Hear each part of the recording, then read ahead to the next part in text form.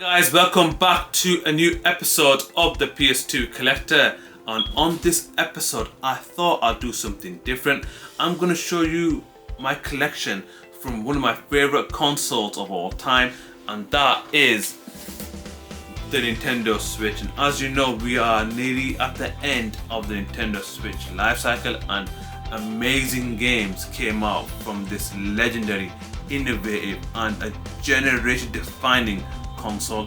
Stay tuned, you definitely do not want to miss this.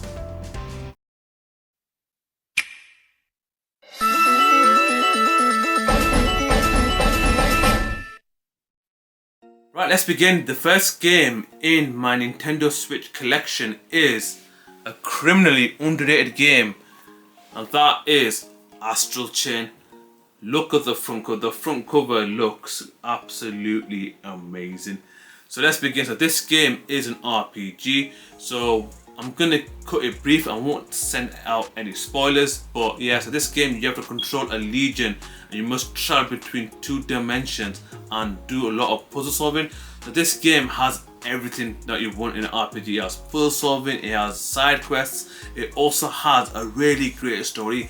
It reminds me of a 90s anime, and one thing I do like, the legions that you have 4 different legions, and each legion has their own moveset and skill set that you must use, especially when you're doing puzzle solving.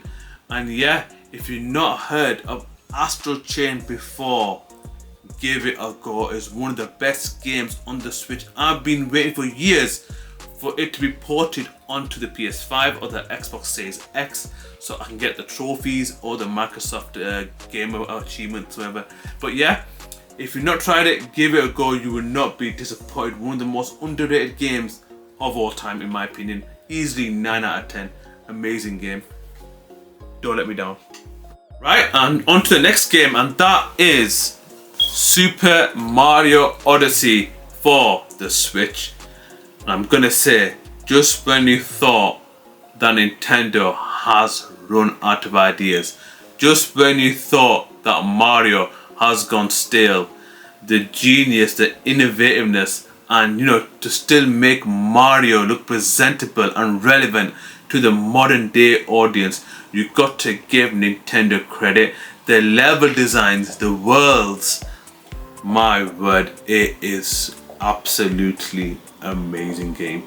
And the system, at first I thought it was quite cheesy, where you have to throw a cap onto an enemy, and whilst you throw the cap onto the enemy, you get to control that enemy and cause havoc. At first I thought it was cheesy, but once you get to understand it, it is absolute blast to do. And yeah, with the cap is the main element in the game, because you have to solve puzzles as well as defeat enemies with that cap. And yeah, I can't wait for the next 3D Mario game, because if it's anything like Super Mario Odyssey, I expect the successor to be even way better than Mario Odyssey, because I know Nintendo never lets us down.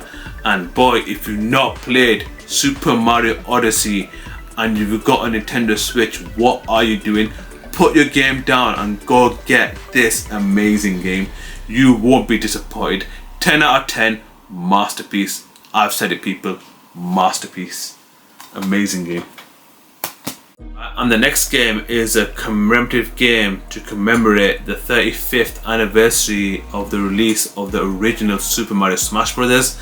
And it's a collection of games, and that is called Super Mario 3D All-Stars for the Switch. So this game has a unique concept where Nintendo at the time in 2020 announced that this game was only going to be available for 6 months on both retailers as well as the Nintendo eShop. So after 6 months, it was removed from both the eShop and it be sold in retailers, but you can still get the game in second-hand websites such as eBay, Spock, as well as Amazon, or you can get it on second-hand stores such as Checks and Cash Converters. So I got mine instantly. So in the collection, what you get is 3 generation defining Mario games, and those are Super Mario 64 for the Nintendo 64. So this game was the first ever 3D Mario game, and the leap at the time was astronomical, because we went from 2D Mario games to 3D, and the leap was immense at the time. We never seen a leap like that, and possibly we will never see a leap like that ever again. But yeah, so that was the first ever 3D Mario game. The next game, for me, my favorite Mario game of all time, Super Mario Sunshine, because I like the charm of it. For many, it's a guilty pleasure. Some say it's got mixed reviews. For me, the charm of Mario Sunshine, for him to be on holiday, it's not that serious. Basically, it's not a serious Mario game, but for him being on holiday and fighting Shadow Mario, who was Shadow Mario? That's the question. But yeah, you have to clean the mess that you've made, or presumably that you made, across the resort. So you must collect Sunshine sprites and clean the area, and the final, always with Mario games, defeat Bowser in the final battle. And the next game is Super Mario Galaxy, and for many, this is easily the best Wii game of all time. Some might argue that it's a sequel that's a better game, which is Super Mario Galaxy 2. But the original Super Mario Galaxy, when I first played it, the planets gave me that Ratchet and Clank vibe. From me, I'm the massive Ratchet and Clank fan out there, and for me to show that space element in the game is phenomenal. But yeah, if you've not played these 3 games, give it a go. However, you are going to pay a pretty penny, because this game does go for a lot of money. For about, at the moment, it does go for £70 to £90, but recently on Amazon you can get it for £50. So yeah, please pick this up, you won't be disappointed. An amazing collection of games and a rare Switch game. So guys, pick it up when you have a chance. A great game nonetheless. Right, so we're on to the final 2 games of this video in my first part of my Nintendo Switch collection. So I'm gonna say something not controversial, but it is my personal opinion. I think that these 2 games are the greatest games ever made. Forget the greatest games of all time, I think these 2 games here are the best that I personally have ever seen.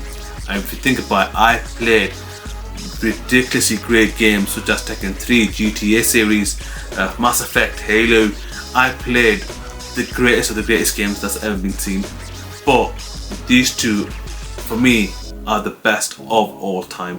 And that is, I'm going to introduce the first game, and that is Legend of Zelda Breath of the Wild. Where do I begin with this game? When I first saw the world of Hyrule, I'm thinking, whoa, the scale of it is massive. You can easily get lost in this world, and it's quite a simple concept. You can see a volcano at the far end of the map. How you get there is up to you, because in the volcano is the final boss, Ganondorf. So you can complete the story any way you want to in non-linear fashion, and the freedom that this game gives you is remarkable, absolutely remarkable. And at first, when the game first came out, I do understand it did have lagging issues, but once that got patched up, once the game ran well, the exploration of the world, it's like it's begging to be explored. You're like, oh, do I go there? Do I go here? What can I find there? Nintendo just smashed it out of the park. You can play this game for 10 years. In my opinion, you can play this game for 10 years and always find something new. You can complete this game in many different ways. You can go bare-boned straight to the final boss without any weapons, if you know the way. I've seen skilled gamers go to the final boss barely any weapons, and with the generic claws you've got on at the start of the game. But yeah, it's entirely up to you. And another thing I do like is the shrine challenges. The shrine challenges are like puzzles, and these puzzles goes from the easiest to the mind bothering ones, and those, oh my god, those were fun to have in the game. It gives you that bit of break and just sort of puzzle and get the prize at the end of completing each puzzle, which is a treasure chest. And yeah, it's like there's so many secrets to be found, there's so many enemies to be found. It's up to you. And the side quests, don't forget the side quests, Kuroko seeds. Lionels to fight. It's like it's so many things to do. It's like, how do I complete it? Or it's like you're lost. You don't know what to do. If you want to go to the final boss, if you just want to focus on the certain missions and go to the final boss, complete all the surrounding area missions, you can go straight to that. But if you want to, complete the entire game, it's going to take you at least 800 to 900 hours. And guess what? You won't realize that time goes by. And yeah, if you've not played The Legend of Zelda, Breath of the Wild, the greatest game of all time, what are you guys doing? Give this game a go. Forget a masterpiece. This is the best game that's ever been seen. If you disagree with that, leave it in the comments below. So what can top this game? What can top the greatest game ever made? And that is its sequel, and that is The Legend of Zelda, The Tears of the Kingdom. The hype for this game was unreal.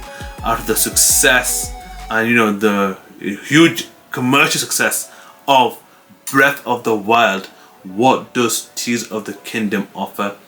So I'm gonna say this, it reminds me of a DLC. Don't hate me now, don't hate me. So what this is a better Breath of the Wild. They stuck with the same mechanics, but they added layers to it. That's all they did. And one thing I like about this game, you can create stuff with the items. So sometimes you get a light, those balloons, sometimes you get those fire switches. You can create some ridiculous things with these new mechanics in the game, such as bridges. You can create cars, you can create towers. Like the creativity, Nintendo, you gotta give them credit, man, because the creativity that they offer in Tears of the Kingdom, it is mad. If you go on TikTok, YouTube Shorts, you see the creations and abominations that people make in the community. It is mad. And another thing that I like about this game, they've added 3-tier worlds in this game. There's the world in the sky where there's shrines that is stuck in gravity in the air, where you can find secret weapons, fight secret enemies, as well as chests and side quests, things like that. And then there's the ground world, where it's the base, same as Breath of the Wild. It's just a Breath of the Wild world. And then one thing that I do like, to introduce the underworld. And the underworld, it is scary because there's no light whatsoever. You must find the light. I'm not gonna spoil it, but you must find the light to guide yourself through the underworld, because the underworld, it is not forgiving. You can't go in blind. That is one thing.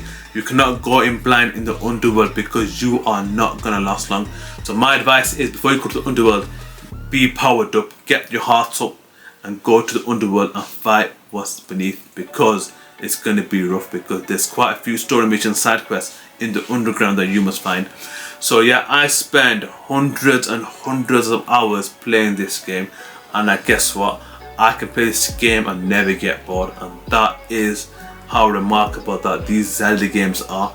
And the question is now, for me personally, will there be a Zelda game to top this? Because there's been great Zelda games such as Link to the Past, Ocarina of Time, which for many is their best Zelda games of all time. You've got Wind Waker, you've got Twilight Princess, but for me, the Nintendo Switch's Breath of the Wild and Tears of the Kingdom are bar none the greatest games ever made. But yeah, if you disagree with that, leave in the comments below, but that's my opinion. If you think there's greater Zelda games better than Breath of the Wild and Tears of the Kingdom, again, please let me know down below. Anyways guys, I hope you enjoyed this video. If you want to see more content like this, please subscribe. If you want to know when my videos come online, click on the bell notification below. Anyways guys, until next time, and don't forget to subscribe. Take care guys. See you later.